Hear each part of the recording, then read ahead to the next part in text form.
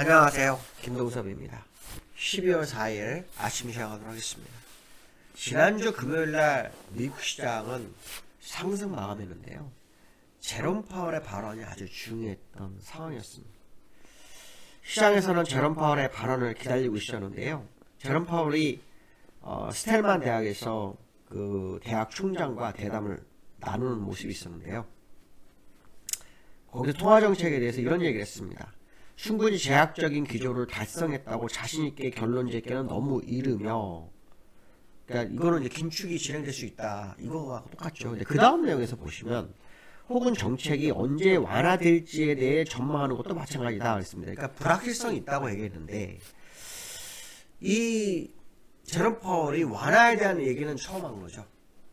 그러니까 이제 이게 금리가 종결되나 보다라는 식으로 해석을 했다고 합니다. 그러니까 그 시장 투자가들이 정말 금리 인하를 원하는지 계속해서 제롬 파월의 어떤 발언이나 시장의 발언을 모두 완화적으로 해석하는 그런 경향이 좀 있는 상황이다, 이렇게 보시면 될 것 같고요. 제롬 파월은 상황에 따라서 추가 긴축 가능성이 있다, 뭐 이런 식의 발언을 했지만 그거는 믿지 않는 것 같습니다. 제롬 파월 입에서 완화라는 용어가 나왔다는 자체를 상당히 의미 있게 해석한 그런 미국 시장이었다, 이런 해석을 해야 될 것 같고요. 다우 나스닥이 전부 다 상승해서 마감을 했습니다. 또 11월 제조업 지수가 ISM 제조업 지수가 발표되는데요. 46.7이 나왔어요. 시장 예상치는 47.7이니까 예상치보단 좀 둔화된 모습이죠. 이 11월 이 제조업 지수는요, 원래 50을 기준으로 얘기합니다.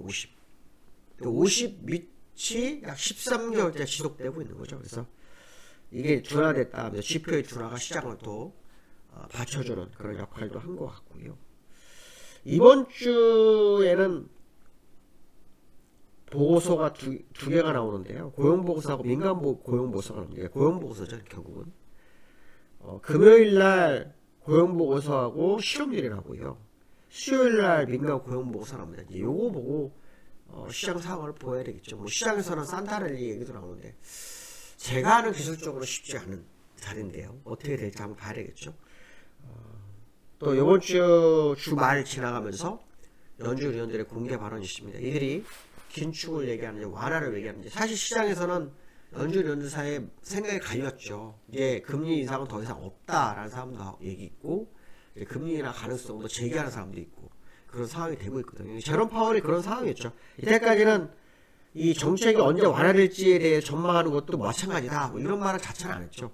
상황에 따라서 금리 인상을 대응하겠다, 뭐 이런 얘기를 했었지 완화적인 언급을 하지 않았었기 때문에 이번에 연준 의원들이 어떤 발언을 하는지를 한번 지켜볼 필요성이 있고요.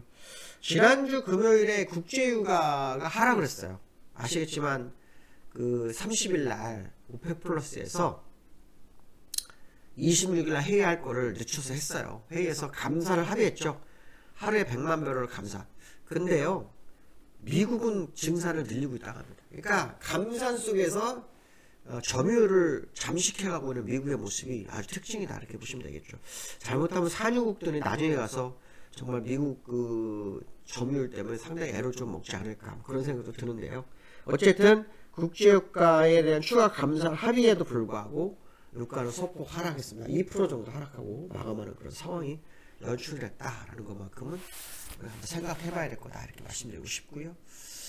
지금 보시면 미국은 나스닥 0.5%, 다우 0.82% 상승을 했습니다. 근데요, 다우의 차트를 보시면 다우는 목표치를 채운 게 아닐까라는 생각을 해보고 있습니다. 뭐 이거는 봐야 되겠지만 어쨌든 다우의 모습은 양봉으로 끝났습니다. 장중에 0.1% 정도 하락도 있었던 그런 모습이 있었고요.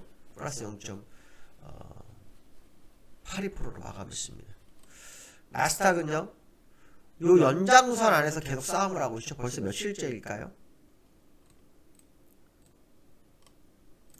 하루 이틀 3일 4일 5일 6일 7일 8일 9일 10일 딱 2주를 여기서 싸움을 하고 금요일날은 또 종가에 갖다 붙여놓고 끝났습니다. 지난주 수요일날은 돌파했다가 종가는 저점으로 끝났죠. 기술적으로 정말 어려운 자리에 싸움이 지속되고 있는데요. 어떤 흐름을 가져오는지 한번 봐야 되겠죠. 서브텍스 중위율가 아까 2% 정도 빠졌다고 말씀드렸었는데 한번 볼까요? 서브텍스 중위율. 예. 똑같은 자리에 또 왔죠. 지난번 72불까지 갔었는데 이번에 74불에 마무리했습니다. 요 부분에서 하방경 직선 싸움이 상당히 지속되고 있는데요. 기술적으로는 위쪽일 것 같은데요. 어떻게 진행이 될지 한번 봐야 되겠습니다. 오펙 플러스의 감산에도 불구하고 유가가 좀 밀리고 있는 그런 상황이고요. 국채금리도 봐볼까요? 국채금리 한번 보시면은 10년물 국채금리 보시면은 요 그대로 있죠. 4.2. 예, 요 안에 있습니다. 지금 여전히 이 안에 있습니다. 그래서 조금 밀리긴 했지만 좀 더 지켜봐야 될 그런 상황일 거다. 이런 해석도 한번 해봐야 될 것 같습니다. 치솟는 금값 온스당 2,500불 가능. 지금 금값이 지난번에 그 하마스하고 이스라엘 분쟁이 딱 터진 후에 금값이 오르고 있죠. 그 다음에 금리나 뭐 기대감에 금값이 오르고 있다고 합니다. 원래 인플레이션 우려로 금값이 올라야 되는 게 정상인데요. 아주 특이합니다. 어쨌든 시장 투자가들이 어떤 생각을 가지고 있는지 모르겠지만 어쨌든 금값이 지금 시장 일각에서는 2,500불을 제시하는 그런 모습이 나오는데요. 이 금값을 좀 볼 필요성이 있죠. 금값을 좀 보면요. 월봉으로 보는 게 맞죠. 월봉. 지금 보시면은 2089불이 언제였냐면요. 2020년 8월 달이었어요. 다시 한번 온 적이 언제냐면 2022년 3월. 그러니까 거의 한 2년 좀 안 되긴 만에 안 된 상태에서 올라왔죠. 그 다음에 다시 또 올라왔어요. 그럼 이게 거의 기술적으로 보시면 요때나 거의 비슷해요. 그렇죠? 요때 고점 돌파했고 요때 저점 내고 올라오는 모습입니다. 그리고 이 고점 2089불을 거의 3번 찍어서 쓰리몽 형태의 모습을 갖췄었죠. 그 다음에 요 날짜상으로 딱 며칠입니까 이게?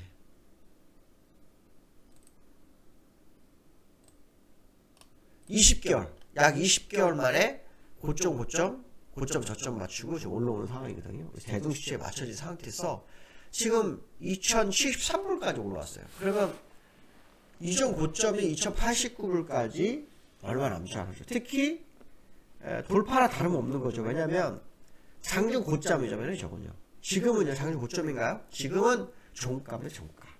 이게 양봉이 커지고 있는 거죠. 어쩌면 이달에 돌파가 거의 42개월 만에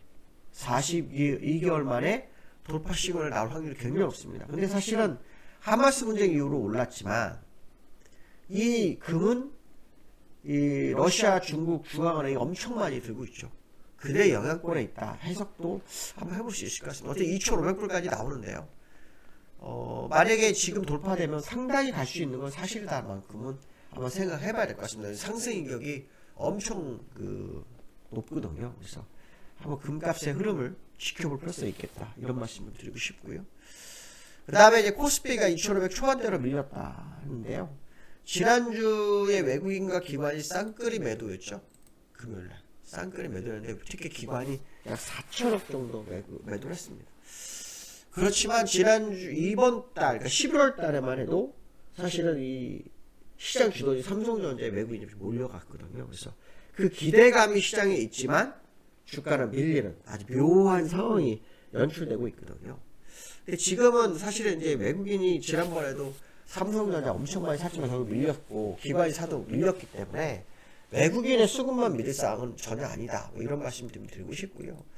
기술적으로 뭐 삼성전자나 뭐 이 코스피를 좀 본다면 코스피는 지금 상당히 저항대 싸움을 하고 있는 과정에 있거든요. 그래서 오늘 이후의 흐름을 좀 봐야겠죠. 미국이 뭐 금요일에 올랐지만 우리나라 또 오늘 윗글이 만개예요. 그래서 또 미국장과 또 다른 흐름이 있을 수도 있죠. 그래서 그 흐름을 한번 확인해보는 상황이 될 것 같고요. 특히 삼성전자를 볼 필요성이 있는데요. 삼성전자는 이 저항대를 맞고 지금 밀리고 있거든요. 그래서 지난주 21선 지지력을 두 번, 월요일하고 금요일날 2번 지지력을 가졌었어요. 근데 일반적으로 두 번째 이렇게 좁은 공간 지지력을 지지를 못하는 거거든요. 그래서 어떻게 될지 한번 지켜봐야 될 것 같다. 이런 말씀 드리고 싶습니다. 오늘 여기까지 하겠습니다. 감사합니다.